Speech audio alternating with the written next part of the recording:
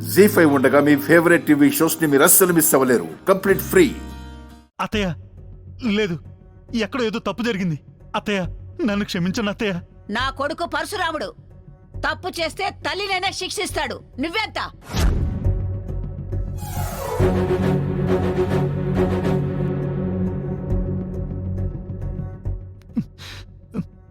వద్దురా బాబు, ఈ మాటలు పడ్డం కంటే 2 బాటిల్ ఎక్కువ తాగి చచ్చిపోయినా బాగుండేది. అయితే నాన్నకి క్షమాపణలు చెప్పి ఇక నుండి తాగకండి మావయ్య. అలాగేనమ్మా, అలాగే. అత్తయ్యగారు, నేను కావాలంటే బావగారు కాళ్ళు పట్టుకుంటాను. మాకు మాత్రం అన్యాయం చేయకండి. నా కొడుకు పెళ్లి జరగాలి అత్తయ్య గారు, జరగాలి. ఏం జరుగుతుంది? పెళ్లి విషయంలో ఏదో రచ్చ చేస్తానని చెప్పావు కదా,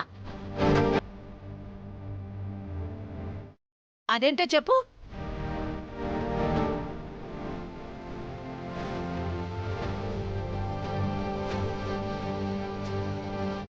అవును, మీరు కారణం లేకుండా అన్నయ్యతో మాట్లాడాలనుకోరు. ఏదో నిజం చెప్తానన్నారు. ఏంటా నిజం? నేను నిజం చెప్తానన్నానా? అవునండి, తాగిన వారు మీ మానను మీరు ఉండొచ్చు కదా. నిజం చెప్తానని నాన్న గొడవ చేశారు. చెప్పండి, ఏంటా నిజం?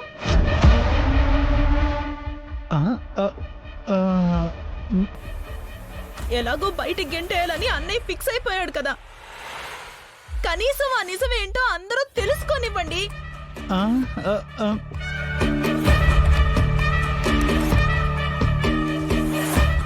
మాట్లాడవేంటి వెంకట్రావు? ఆ నిజమేంటో చెప్పు.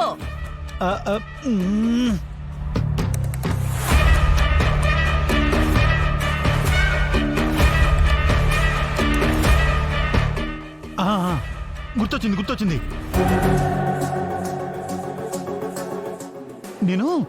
నేను మందు తాగుతున్నాను కదా.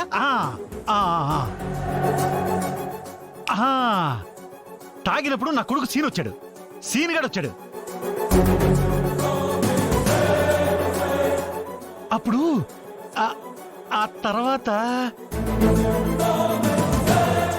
పెళ్ళి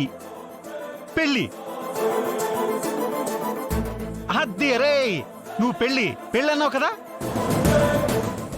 తర్వాత చారు గుర్తొస్తుంది. పెళ్ళి చారు. వీడు సీనుగాడు వచ్చాడు. దగ్గరకు వచ్చి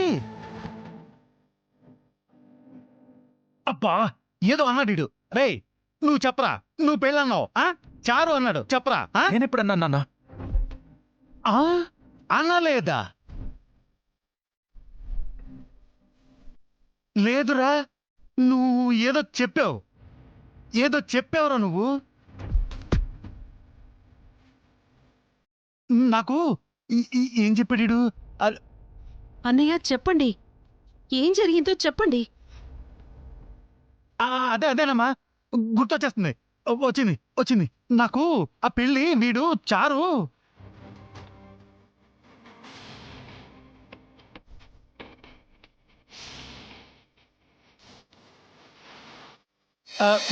ఆద్య వల్ల ఇంట్లో నుండి వెళ్లిపోయే పరిస్థితి వస్తుందేమో అనుకున్నాను.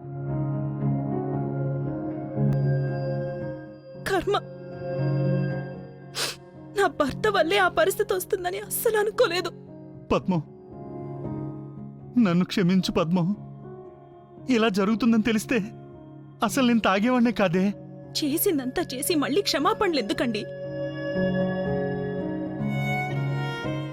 ఆ క్షమాపణలు చెప్తే అన్నయ్య దృష్టిలో మంచి వాళ్ళైపోతారనుకుంటున్నారా?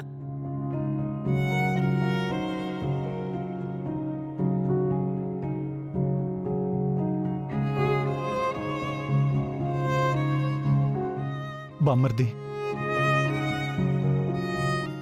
బావగారితో నువ్వే ఒకసారి మాట్లాడి ఇంట్లో ఉండేలా చూడు బామ్మర్ది. అసలు ఎందుకు తాగావు బావా? తాగాల్సిన అవసరం ఏంటి? తాగి అన్నయ్య ముందు ఎదురు పట్టవేంటి? పండగలకో పబ్బాలకో ఏదో కొంచెం తీసుకుంటావని అన్నయ్యకి తెలుసు. అదే అలుసుగా తీసుకొని ఒళ్ళు తెలియకుండా తాగడం ఎంతవరకు కరెక్ట్ బావా? అసలు ఏ రోజైనా నీకు ఈ ఇంట్లో ఒక చిన్న ఇబ్బందైనా కలిగిందా?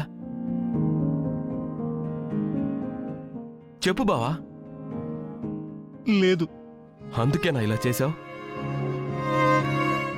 మా అక్క మీద ఎంత ప్రేమ లేకపోతే ఇన్నేళ్లగా ఒక్క మాట మాట్లాడకుండా మిమ్మల్ని ఇక్కడ ఉండమంటాడు?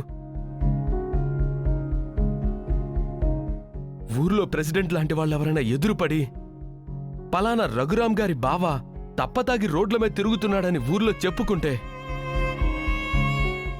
నీకేమనిపించదేమో? అదే మాటలు అన్నయ్య వింటే ఇన్నేళ్లగా కాపాడుకొస్తున్న ఈ ఇంటి పరువు దారి తప్పిందని, అది అన్నయ్య పెంపకంలో జరిగిందని తెలిస్తే అసలు అన్నయ్య తట్టుకోగలరా? ఒక్కసారి ఆలోచించు బావా.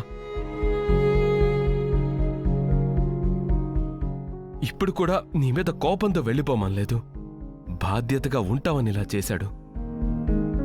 ఇప్పటికైనా మారు బావా.